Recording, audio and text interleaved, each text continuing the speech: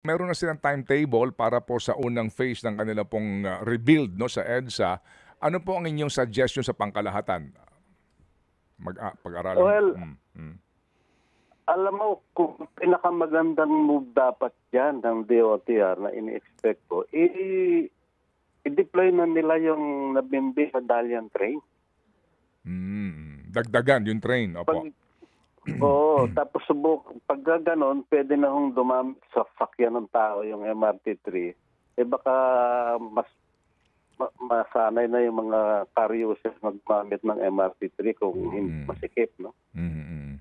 Yun naman daw po ang plano ng Yun DOTR actually, magdagdag po ng bagon 'no? Nasa plano ho naman nila yan, hindi ho nila magdagdag. sinasabi kung ilan ang idadagdag eh. Baka Opo. idadagdag lang yung 9 na Dalian trains na kinuha nila. Meron pang 39 na hindi nila ginagalaw. Okay, opo.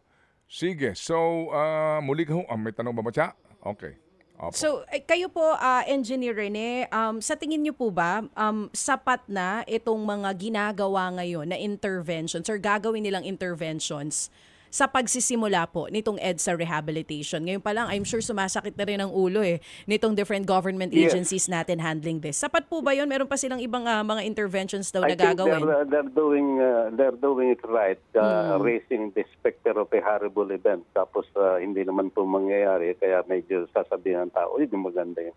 But they're doing the right step. Ang kulang lang ho niyan yung tinatawag nating daily intervention na kung sakali magkabuhol isang section, anong gagawin. Yun ho nasa balikat ng MMDA at yun ang pinaka-weakest link dyan ho sa plano.